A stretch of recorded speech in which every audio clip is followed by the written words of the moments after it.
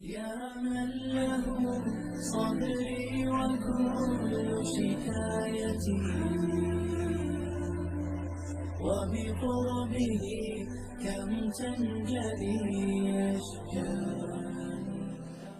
الحمد لله رب العالمين، والصلاة والسلام على سيدنا محمد الصادق الأمين وعلى آله وصحبه أجمعين وعلينا معهم برحمتك يا أرحم الراحمين. Chers frères, chers sœurs, salam alaikum wa rahmatullah. Le sujet d'aujourd'hui est un sujet qui est très très important. C'est un sujet d'une haute importance que nous devons l'aborder avec sérénité, l'aborder avec responsabilité. C'est la relation dans le couple. Beaucoup de fidèles, beaucoup de musulmans et de musulmanes me contactent justement pour cette question-là.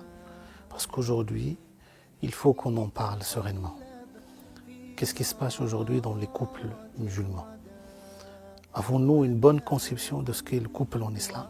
Parce que là, on n'est plus juste sur des désaccords ou sur des mauvaises compréhensions ou sur des sauts d'humeur. Là, on est vraiment dans des problèmes d'infidélité. On est vraiment dans des problèmes de conception totale de ce qui est le rapport au corps, le rapport à l'autre. C'est très important d'entamer une discussion sereine, une réflexion sereine sur ce sujet-là.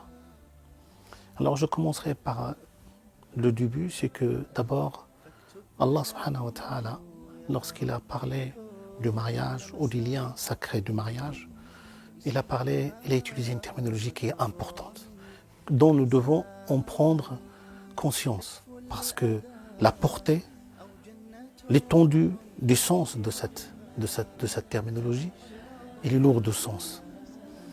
Allah subhanahu wa ta'ala parle de deux concepts, al-ifda et al-mithaq al-ghalid. Dans surat An-Nisa, les femmes du Dieu atakhudunahu wa qad afda ba'dukum ila ba'din wa akhadna minkum mithaqan ghalida. Al-ifda, c'est-à-dire une relation, une complicité amoureuse, un lien intime entre deux êtres. On offre à l'autre ce qu'on cache aux autres. Donc c'est une intimité qui est basée, fondée sur la piété. C'est un acte de foi.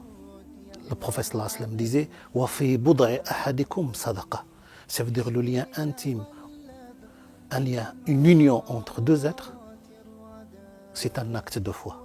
C'est une bonne action. C'est ça l'ifda, c'est cette complicité amoureuse. Al-mithaq al-ghalid, c'est-à-dire que le lien entre deux êtres, c'est aussi sacré auprès d'Allah subhanahu wa ta'ala, c'est un pacte très fort, c'est une forte alliance, qu'Allah azza wa jalla a utilisé la même terminologie en parlant du pacte qui le lie au messager. Dans Surat Al-Ahzab, Dieu dit wa idh akhadna min an-nabiyyin mithaqahum wa minka wa min Nuh wa Ibrahim wa Musa wa Isa ibn Maryam wa akhadna minhum mithaqan ghalida. C'est-à-dire cette forte alliance qui lie deux êtres, elle est de même ordre, elle est de même intensité que le lien qu'il est les messagers à Dieu subhanahu wa ta'ala. Donc c'est très important d'avoir cette conception.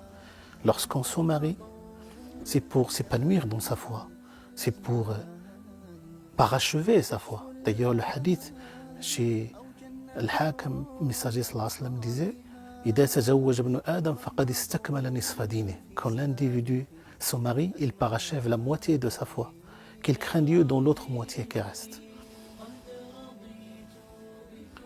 Le messager sallallahu alayhi wa sallam, mes chers frères et sœurs, disait استوصوا بالنساء خيرا فإنكم أخذتموهن بأمانة الله واستحللتم فروجهن بكلمة الله.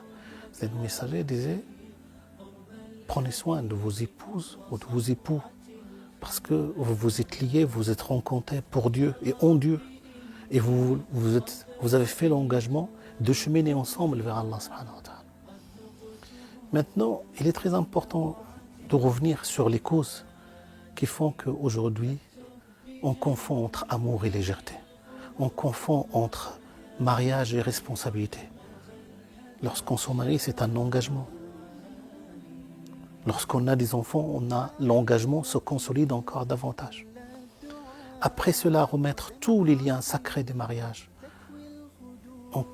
en sombrant, en tombant dans le péché, dans l'infidélité, ça c'en était. Rien, je dis mes chers frères et sœurs, rien ne peut justifier qu'un individu, homme ou femme, aille commettre l'adultère ou à être infidèle. Rien ne peut le justifier. Quelles que soient les justifications qu'on peut trouver, que voilà, je me suis senti délaissé, on ne prenait pas soin de moi, rien ne peut justifier cela. Parce qu'auprès d'Allah, c'est grave. Je ne dis pas que ce n'est pas irréparable. C'est réparable, on peut le réparer. Mais il y a beaucoup de choses qui se sont cassées. On a touché à quelque chose de plus profond, de plus sincère, de plus sacré, de plus important auprès d'Allah Azza wa Jal. N'oubliez pas il y a toute une sourate qui s'appelle Al-Mujadala, qu'on a traduit par la répudiation. Que cette femme qui est venue se plaindre auprès du messager sallallahu alayhi wa sallam, Allah Azza wa Jal a entendu sa plainte, a répondu à sa plainte du ciel.